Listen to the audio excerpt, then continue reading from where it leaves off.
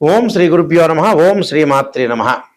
శుక్రగ్రహము మే 14వ తారీఖున శుక్రుడు మిథున రాశిలో ఉదయం 10 గంటల 53 నిమిషాలకు ప్రారంభమై జూన్ 8వ తారీఖు సాయంత్రం 5 గంటల 42 నిమిషాల వరకు కూడా శుక్రుడు మిథున రాశిలో సంచారం చేస్తాడు. అంటే ఒక బుధక్షేత్రంలో శుక్రుడు మిథున రాశిలో సంచారం చేయటం వల్ల ఎలాంటి ఫలితాలు ఉంటాయి? సహజంగా గోచారీత్యా శుక్రుడు 1, 2 తమన్న రాశి నుంచి 1, 2, 4, 5, 8, 9, 11 స్థానాల్లో సుఫలితాన్ని ఇస్తాడు. మిగతా చోట్ల మిశ్రమ చెడు ఫలితాలను ఇస్తాడు. ఇవన్నీ కూడా గోచారీత్యా చెప్పబడే ఫలితాలు అంటాడు. శుక్రుడు సుఖాన్ని, భోగాన్ని, సౌఖ్యాన్ని, లగ్జరీని, కళత్రకారకుడు. ద్వాదశ భావాల్లో 7వ భావకారకుడు ఎవరు అంటే కళత్రకారకుడు ఎవరంటే శుక్రుడే. అంటే వివాహాన్ని, లగ్జరీని, వాహనాలు, అలానే కాస్మెటిక్స్, దుస్తులు, బంగారు ఆభరణాలు, హోటల్స్, రెస్టారెంట్స్, ఫుడ్డు, ఫ్యాన్సీ, ఇలాంటివన్నీ కూడా గేమ్స్, సినిమాలు, యూట్యూబులు, కళాకారులు, హార్మోనియం, సంగీతం, సినిమా యాక్టర్సు, డైరెక్టర్సు, నిర్మాతలు, అలానే సింగర్సు, ఇలాంటివన్నీ కూడా ఏమవుతుందంటే ఇలాంటి వాటిలన్నిటి కూడా కారకత్వం ఏమిటంటే శుక్రుడు బాగుంటే ఈ విద్యలన్నీ వస్తాయని అర్థం. అలానే శస్త్ర విద్యలు కూడా అంతే. అంటే శస్త్ర విద్యలు అంటే డాక్టర్ ఆపరేషన్ కాదు, బాణాలు అని అర్థం. అంటే పాత రోజుల్లో రామాయణంలో వాటిల్లో ఉంటాయి కదా, అలాంటి బాణాలు వేయటంటే ఒక కళ, ఒక ఆర్ట్, పెయింటింగు, ఆర్టిస్టులు, ఇలాంటివన్నీ కూడా శుక్రగ్రహం అనుకూలంగా ఉంటేనే ఇవన్నీ జరుగుతాయి అని అర్థం. నేను చెప్పిన విద్యలన్నీ కూడా రావాలి అంటే శుక్రగ్రహం యొక్క అనుకూలత ఉండాలి. ముఖ్యంగా ప్రధానంగా వివాహకారకుడు శుక్రుడు. కాబట్టి ఇక్కడ కొంతవరకు ఒక 20% వరకు కూడా గురువు సంతానకారకుడు 80% గురువు అయినా 20% కూడా శుక్రుడు కూడా కారణభూతుడు అవుతాడు సంతానానికి. అందువల్ల శుక్రకణాలు అని అంటారు. కానీ ఒరిజినల్గా సంతానకారకుడు గురువే. మన జ్యోతిష్శాస్త్రం ప్రకారం కొద్దిగా సపోర్ట్ చేసేవాడు ఏంటంటే శుక్రగ్రహం. అందువల్ల శుక్రబలం అనేది ఉండాలి, వివాహం జరుగుతుందని అర్థం. ఎంత సంపాదించినా కూడా వివాహం అనేది చాలా ఇంపార్టెంట్, సంతానం కలగటం కూడా ఇంపార్టెంట్. అయితే ఇవన్నీ కూడా గోచారరీత్యా చెప్పబడే ఫలితాలు. ఈ శుక్రగ్రహం వల్ల ద్వాదశ భావాలకి, మేషాది ద్వాదశ రాశుల వాళ్ళకి ఏ విధంగా ఉండబోతుందో ఒక్కసారి మనం తెలుసుకుందాం. శుక్రగ్రహము తులారాశి వాళ్ళకి ఏ విధంగా ఉండబోతుంది అంటే రాస్యాధిపతి, అష్టమాధిపతి అయిన శుక్రుడు భాగ్యస్థానంలో ఉండటం వల్ల ఎలాంటి ఫలితాలు జరగబోతున్నాయి? భాగ్యస్థానంలో ఉండటం వల్ల దేవతల యొక్క ఆరాధన, తీర్థయాత్రలు, పుణ్యక్షేత్రాలు, కుటుంబంలో వారందరూ కూడా సంతోషంగా ఉండటం, బంగారు ఆభరణాలు, దుస్తులు, వాహనాలు, ఇళ్ళు, ఇలాంటివన్నీ కూడా కొనుగోలు చేయటం, తీర్థయాత్రలు, శుభ కార్యక్రమాలకు వెళ్ళటం,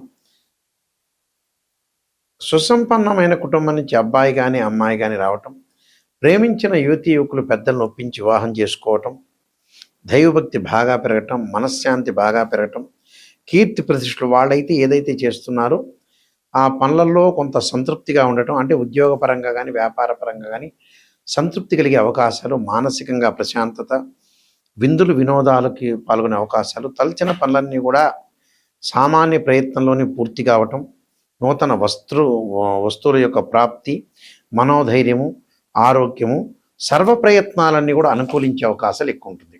అంటే ఫైనాన్షియల్ పరంగా, ఆర్థిక పరంగా లావాదేవీలు బాగుండటం, అలానే బ్యాంకు లోన్లు రావటం, రుణాలని తగ్గించుకుంటారు, లగ్జరీగా తిరిగే అవకాశాలు, స్త్రీ సౌఖ్యము, బాగా ఎంజాయ్మెంట్ చేయటం, హ్యాపీగా ఉండే అవకాశాలు ఎక్కువ ఉండటం, ప్రతి పనిలో కూడా కొంత విజయం సాధించడం, మనోధైర్యం బాగా పెరగటం, గతం కంటే కూడా ఆరోగ్యపరంగా అనుకూలంగా ఉండే అవకాశాలు ఖచ్చితంగా ఉంటాయి.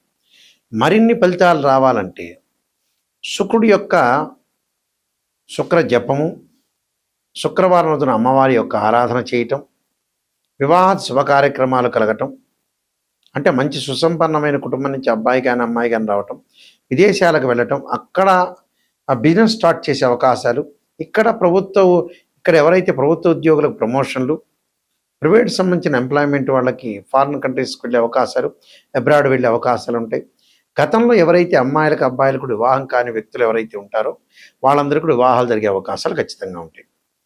మరిన్ని మెరుగైన ఫలితాలకి శుక్రుడి యొక్క అంతరిక్ష దేవత అయిన కమలాదేవి యొక్క స్తోత్ర పారాయణం శుక్రవారం రోజున ఉపవాసం ఉండి సాయంకాలంలో ప్రదోషకాల సమయంలో కమలాదేవి యొక్క స్తోత్రాన్ని పారాయణం చేయటం వల్ల మంచి సుఫలితాలు జరిగే అవకాశాలు ఖచ్చితంగా ఉంటాయి.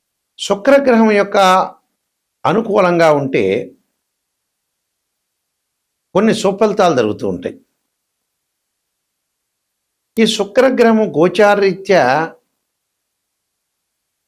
అనుకూలంగా లేకపోతే వివాహ సంబంధించిన విషయాలు ఆలస్యం కావటం, బంగారు ఆభరణాలు కొనుగోలు చేయలేకపోవటం, సుఖంగా లేకపోవటం, లగ్జరీగా అనుభవించలేకపోవటం, వివిధ కళల్లో నైపుణ్యం అనేది తగ్గిపోవటం, డెవలప్మెంట్ అనేది కాలేకపోవడం శుక్రగ్రహం వల్ల జరుగుతుంటుంది. అందువల్ల మనకి శుక్రమహర దశ అంటారు. అంటే శుక్రమహర దశ ఏ విధంగా ఉండబోతుంది, శుక్రమహర దశలో మనకు ఎలా ఉండబోతుంది, శుక్రమహర దశలో ఎలాంటి రిజల్ట్స్ వస్తాయని మనం జన్మజాతకాన్ని బట్టి చూస్తుంటాం. ఇది గోచారరీత్యా చెప్పబడే ఫలితాలు మాత్రమే.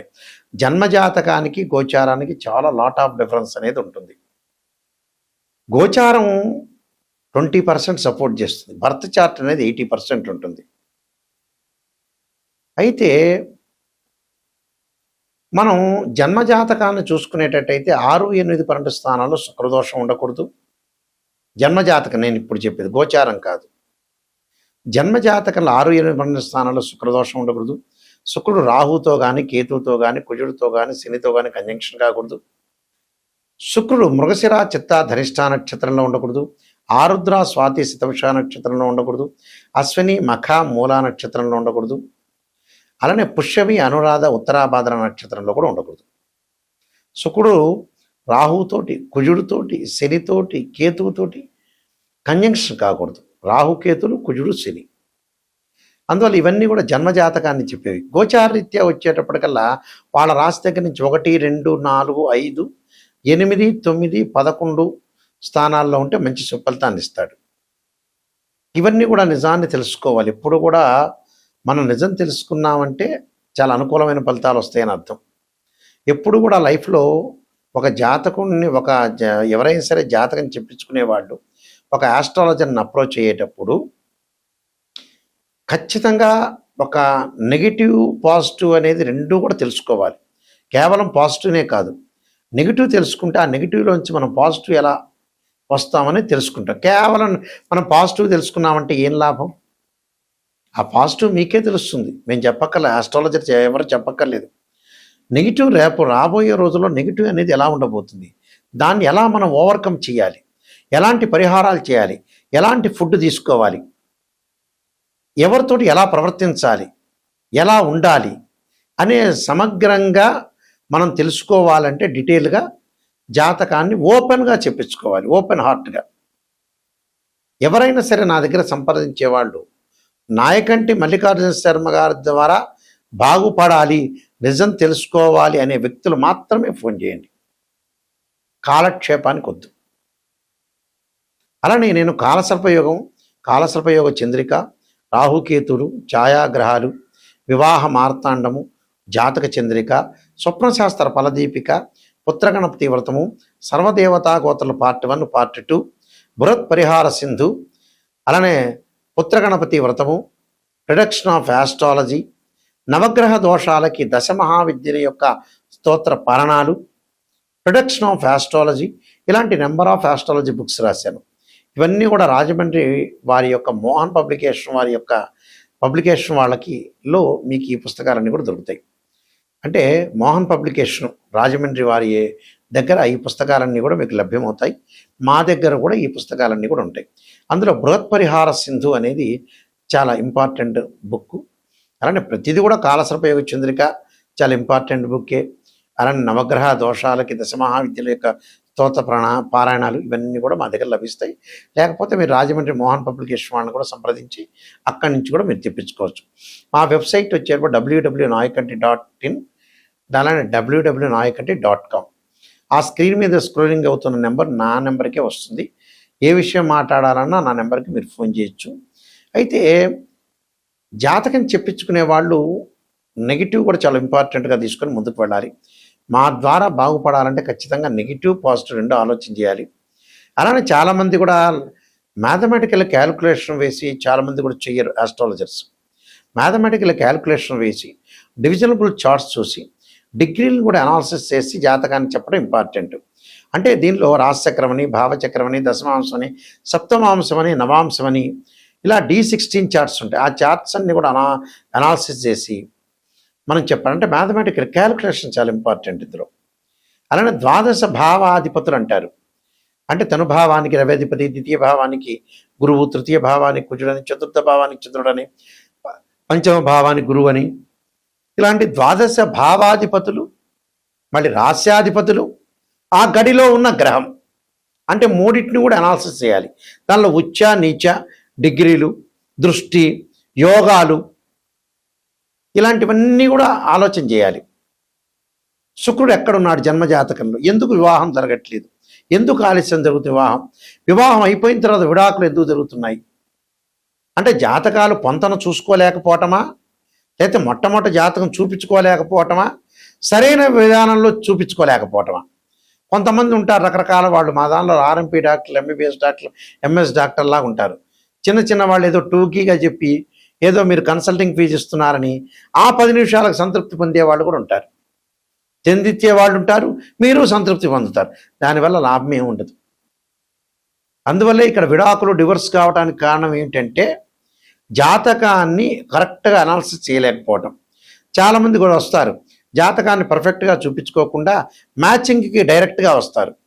గురువుగారు మ్యాచింగ్ బాగుంది అని, కానీ వాళ్ళ వ్యక్తిగత జాతకం, ఆ అమ్మాయి యొక్క జాతకం, ఆ అబ్బాయి జాతకం స్పెషల్గా చూపించుకోవాలి.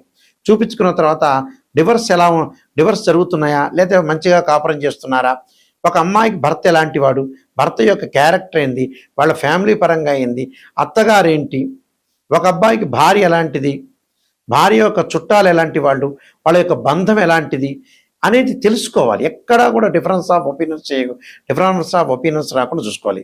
ఎందుకంటే వైఫ్ అండ్ హస్బెండ్ అనే వాళ్ళు లాంగ్ రన్లో ట్రావెల్ చేయాల్సిన అవసరం ఉంటుంది. కాబట్టి చాలా జాగ్రత్తగా జాతకాన్ని చూపించుకొని ముందుకు వెళ్ళటమే చాలా ఇంపార్టెంట్. అంటే ప్రతి విషయంలో కూడా చాలా జాగ్రత్తగా అనుసరించి ముందుకు వెళ్తేనే మనకు మంచి జరిగే అవకాశం ఉంటుంది.